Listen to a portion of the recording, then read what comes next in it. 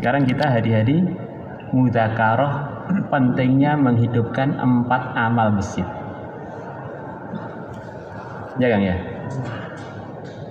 Bener gak ya? Dakwah, ta'lim ta'alum, dzikir ibadah, khidmah. Sekarang kalian sudah ngaji kelas 1 sampai daurah, sampai tahasus, ngajar, dipanggil ustaz, dipanggil kiai, dipanggil dukun. Nah. Terus kalian juga kenal dengan kiai-kiai macam-macam tempat. Terus masyayikh macam-macam tempat. Sekarang pertanyaannya begini.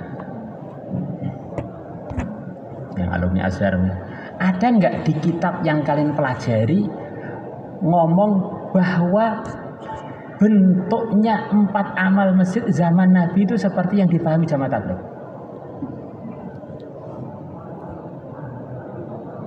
Pernah dengar? Nggak ada kan? Nggak akan ada. Kamu putar seluruh kitab seluruh dunia nggak akan ada, karena itu adalah hasil rangkuman yang dirangkum oleh Syekh Ilyas yang tidak pernah dirangkum oleh guru beliau sebelumnya. Terus sekarang menghidupkan amal Masjid Nabawi. Ada enggak surat perizinan dari Masjid Nabawi bahwa kami telah mengeluarkan izin untuk niru Masjid Nabawi 4 amal masjid, kemudian sekarang ditirukan oleh Banglawi Masjid itu mungkin ada enggak? Enggak akan ada kan ya?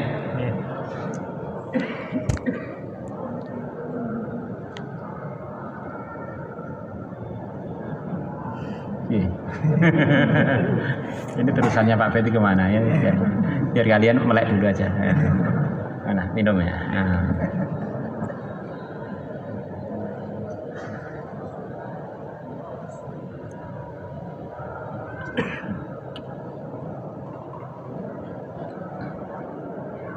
Sekarang kalian mondok di Al-Fatah. Mondok di Al-Fatah mulai kelas 1 sampai kelas tahasus. Ada enggak bentuk kurikulum yang seperti ini di zaman Rasulullah? Enggak ada.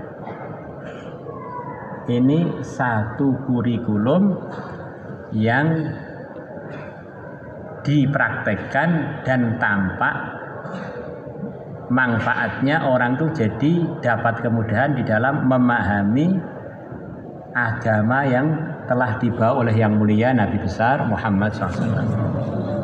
Tapi ini bukan satu-satunya kurikulum pondok dan bukan satu-satunya yang berhasil, karena agama itu sudah ada sebelum Al-Fatah ada. Agama itu sudah ada sebelum gerakan semuanya ada.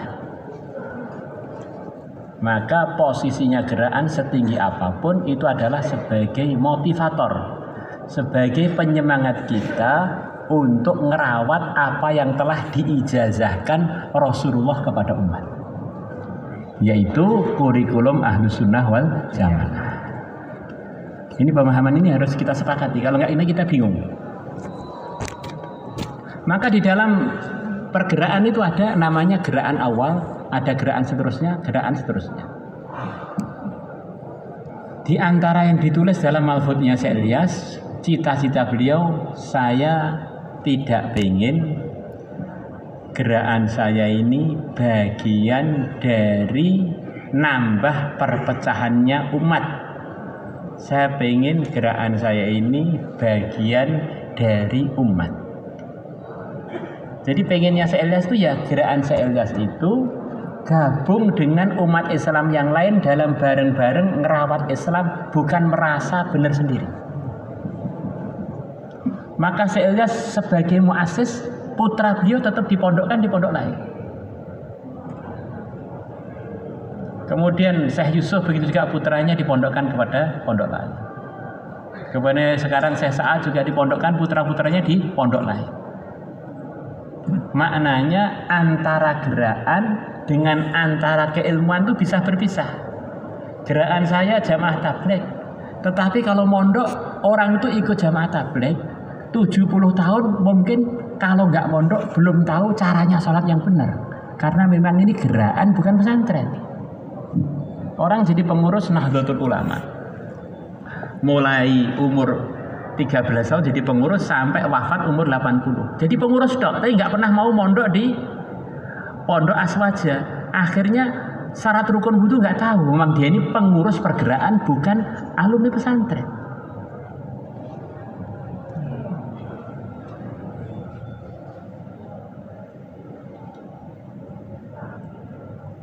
Paham nggak ya?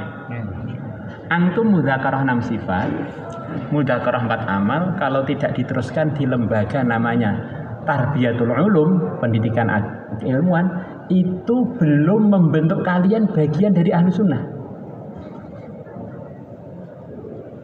Ya jadi orang semangat, tetapi bentuknya belum jelas. Iki pedomannya apa belum jelas. Maka ada jamaah tabligh yang dari daerah ini nanti sesuai dengan bau keilmuan di daerah itu. Daerah ini bau keilmuan daerah itu. Yang daerah itu nggak ada keilmuan, ya tidak ada keilmuan sama sekali. Sampai seterusnya kalau tidak difahami bahwa gerakan ini tidak bisa menggantikan pemahaman yang sempurna yang diajarkan oleh para ulama. Paham ya?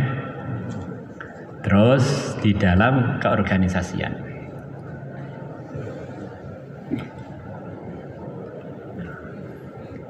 kita sepakat bahwa gerakannya Syekh Ilyas itu gerakan barokah, dan yakin bukan termasuk cita-citanya Syekh Ilyas kalau gerakan beliau akhirnya pecah. Jadi kalau gerakan pecah itu berarti sudah keluar dari cita-citanya Syekh Ilyas. Kalau kita bicara ikhtilaf di dalam menjalankan 6 sifat dan 4 amal, berarti juga enggak ikut Syekh Ilyas. Mestinya begitu. Karena berarti ini nambah pecahnya umat. Lalu bagaimana Pak? Kembalikan kepada asalnya, usul-usul dakwah. Berangkal atau mudzakarah 6 sifat, ngajak orang kepada agama, dimudahkan 6 sifat, menghidupkan 4 amal masjid. Jangan bicara yang kira-kira nyusahkan Syekh Ilyas. Yaitu apa? Gerakannya jadi bahan perpecahannya umat. Maka kita minta semua alumni khususnya permedsosan itu yang mengarah persaingan, yang mengarah tekan menekan, yang mengarah salah menyalahkan, itu dihilangkan dari otak. Kita kembali bahwa aslinya orang Islam itu saudara. Kok bisa salah paham? Karena gara-gara ngomong kepengurusan. Coba ngomong itu dihilangkan dulu biar persaudaraannya menjadi bertahap-tahap murni lagi. Kita tutup kuping, tutup telinga dari yang tidak murni. Sekarang itu kita perlu minuman murni, makanan murni, biar datang kesehatan yang baik pada kehidupan kita. Gimana? Insya Allah.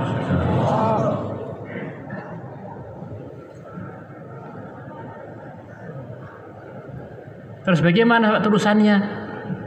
Kerja-kerja agama ini, ya terusannya sudah jelas kan, sudah ada takdirnya. Kerja agama itu tidak akan ditakdir untuk berhenti.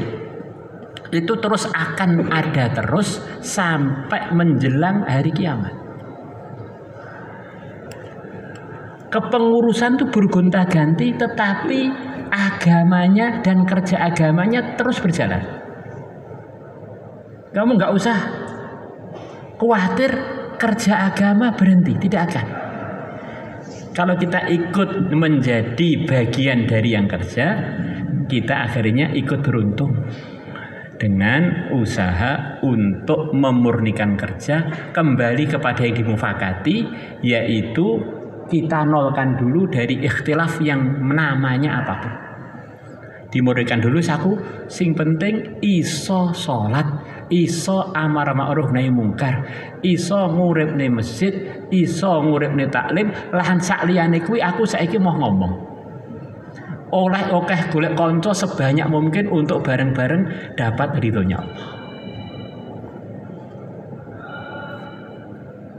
Kerja agama itu dan agamanya, pengurus tertingginya adalah para anbiya.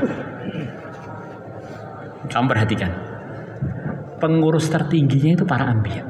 Orang-orang suci yang maksum, arsalal anbiya adawi fatanah bisidqi wa tablighi wal amanah. Terakhir adalah Sayyidul Anbiya yang mulia Nabi besar Muhammad sallallahu alaihi wasallam. Begitu Nabi kita wafat, sudah takdir Allah, orang terbaik tertinggi wafat. Maknanya tidak akan ada yang ngurusi agama dan mengurusi kerja agama yang lebih sempurna melebihi beliau sudah nggak ada dan tidak akan ada sampai menjelang hari kiamat. Ini sudah jadi keputusan Allah, agama tetap berjalan dengan berbagai macam jenis kepengurusannya. Maka jangan sampai kita ini dibisiki oleh kelemahan. Nanti kalau masalah saya ini nggak ada saya, merosot atau hilang. Coba kamu mati ini yang nggak hilang. Jadi kita ini jangan merendahkan orang dan juga jangan kita ini menempatkan diri kita di atas yang seharusnya. Kita ini kerja agama itu yang perlu kita, merawat agama itu perlu kita. Begitu kita mati nanti akan muncul lagi terus begitu. Maka yang nggak nyaman kan ikhtilaf antar pengurus. Maka yang ikhtilaf itu kita nggak usah bicarakan dulu. Lah nanti kalau ada acara kemufakatan, dan itu kapan juga nggak tahu. Karena sebetulnya ikhtilaf ini dalam urusan kerja jamaah tabligh kan mata rantai dari pusatnya. Kita ini urusan ini sebetulnya terimbas saja. Bukan pemula, tapi kita ini adalah korban. Dan mengenai tuduhan nggak tertib, tuduhan putusan itu sudah biasa kita dengar mulai zaman ayah saya itu tuduhan-tuduhan itu sudah hal yang biasa. Di semua gerakan kalau ada tengkar tuduhannya begitu itu, resmi nggak resmi, lurus nggak lurus, apa itu struktural nggak struktural, itu sudah hal yang biasa. Nanti di waktu kamu jadi ketua kamar juga begitu. Nggak usah kaitan itu, nggak ada kaitannya dengan jamaah tabligh. Kaitannya memang kepengurusan itu begitu itu. Kalau ada ikhtilaf nanti sopo sing resmi, jani sing posisi bener nggak sopo toh, terus begitu. Nanti pilihan presiden 2024 juga begitu, terus gitu. Jadi kalau perkara itu yang diperjuangkan sama yaitu agama, atau yang diperjuangkan sama yaitu perpolitikan untuk perebutan pilpres, nanti juga ikhtilafnya itu sopo sing resmi, sopo sing layak, sopo sing resmi, sopo yang nempati janji, siapa nggak nempati janji, bos begitu itu. Tadi sudah saya bilang, kerjakan yang dimufakati, yang mukhtalaf itu, yang ganggu tanggung jawab kita di sisi Allah itu nggak usah dibicarakan. Itu nanti jadi akhirnya kita keluar dari yang kewajiban, akhirnya sibuk di dalam kepengurusan sampai iman dan amal kita tuh nggak jelas.